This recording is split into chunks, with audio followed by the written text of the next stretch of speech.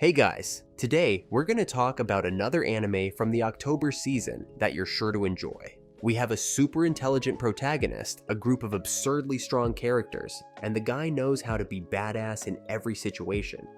If you're in the mood for part 2, you already know.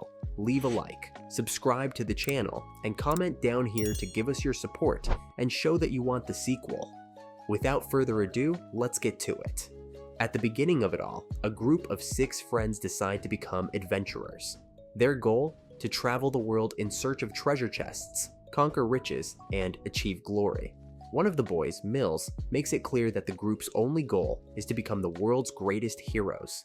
What's more, he dreams of going to the capital Zebrud. A few years after this conversation between the children, Kai walks through the streets and explains how, in the Imperial capital, treasure hunters are treated like real stars.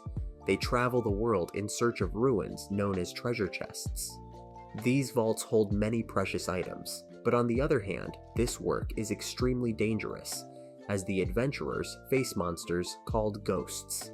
As Kai walks around the capital, he mentions the First Step Clan, a highly respected elite group. They are currently conducting interviews in a bar with the aim of recruiting new members. Kai takes the opportunity to explain the importance of clans. They function as societies where members benefit from each other. He points out that although a hunter can reach a certain level alone, it is crucial to join a good group in order to grow stronger and progress. Regretting his own situation, Kai reveals that he still hasn't managed to join a group.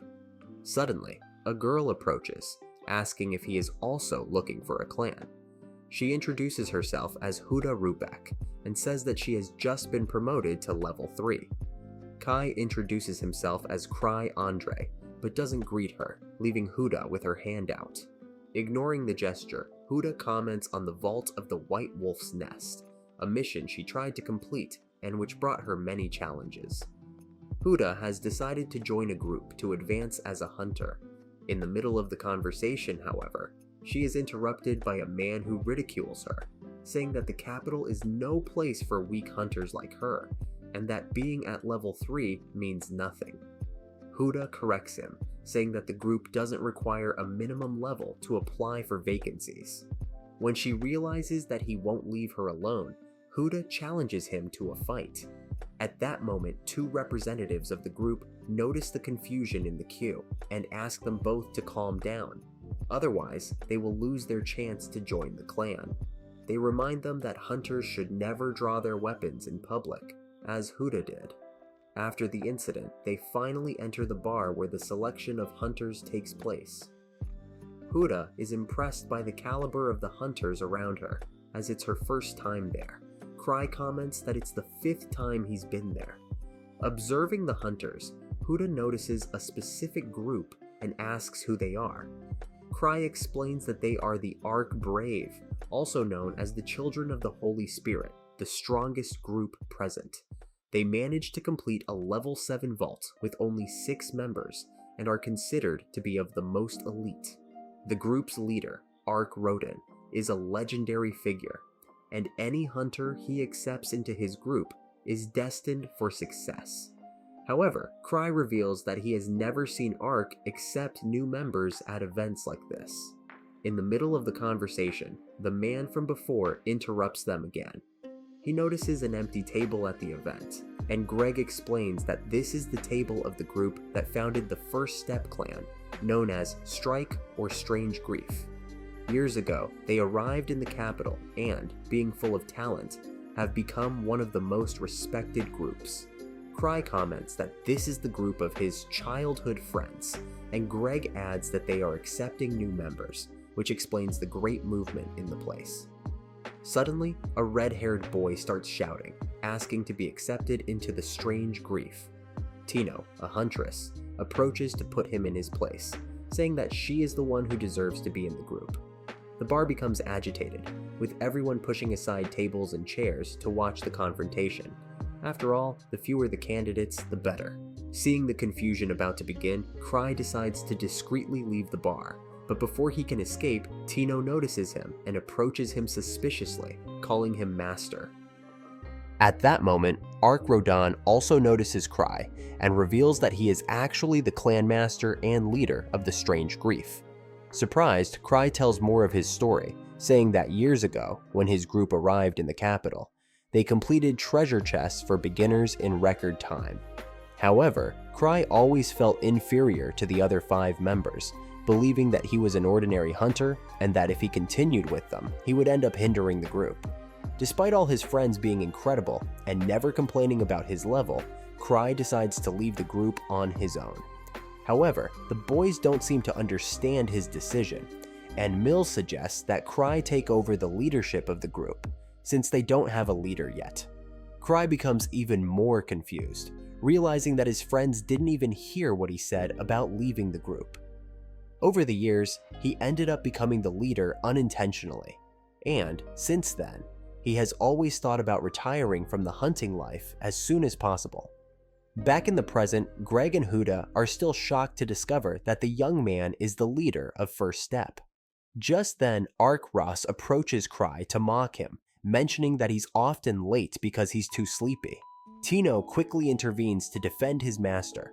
Cry tries to explain himself, saying that he simply overslept and didn't have time to get ready properly, but he still feels that no one is listening to him, including the other hunters and Ark Ross.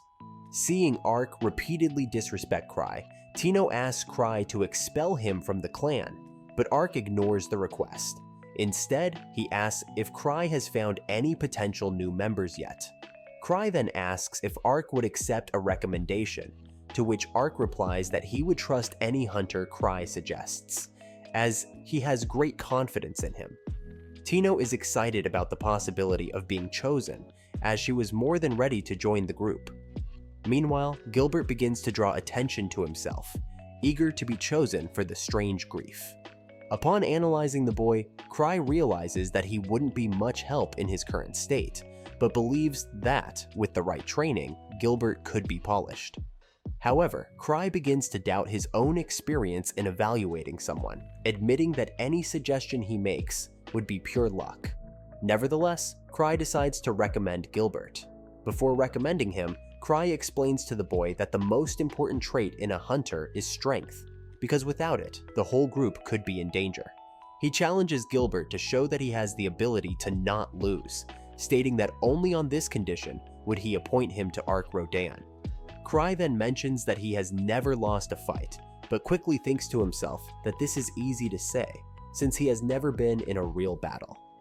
To test the hunters, Cry makes an announcement. He will recommend to Ark Brave whoever manages to get the treasure in his hand.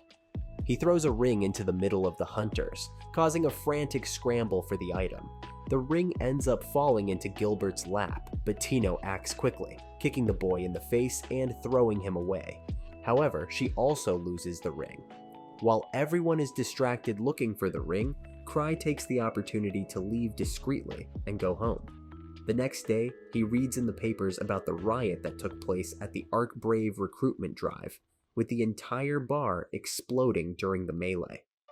Fortunately, no civilians were hurt, but Ava Renfield, the clan's deputy headmistress, informs him that the Adventurers Association wants to talk about what happened. As for Ark, Eva comments that he just laughed when he read the article. On hearing this, Cry asks Ava to put the repair of the bar on Ark's bill, and also leaves the responsibility of dealing with the association to Ark. However, Ava informs him that the association wants to talk specifically to Cry, and he reluctantly decides to go. Cry knew that if he didn't go to the meeting place, Lieutenant Gark would probably come after him. So he asked to go with an escort, fearing that he would be attacked, but Eva reassured him that no one would do anything against him at that moment. Determined, Cry heads for the scene and apologizes for all the trouble he's caused. Eva hurriedly tries to calm Cry down, but he continues to apologize, explaining that only the building was destroyed, but the people were unharmed. Gark then explains that, despite not having received an official complaint, the First Step clan needs to set an example for the other hunters. That's why he can't just let Cry get away with this. Realizing that he will have to face the consequences, Cry knows that he will be forced to do one of the Adventurers Association's boring jobs, known as punishments. Trying to escape the situation, Cry tries to convince Gark that the incident wasn't that serious. However, Gark insists that he choose a punishment straight away. Cry, without much choice, chooses a level 3 mission called Bone Collection. When he leaves, Gark comments to his secretary that Cry, despite everything, still has the same energy as always, and that he has chosen one of the most dangerous missions, regardless of the consequences.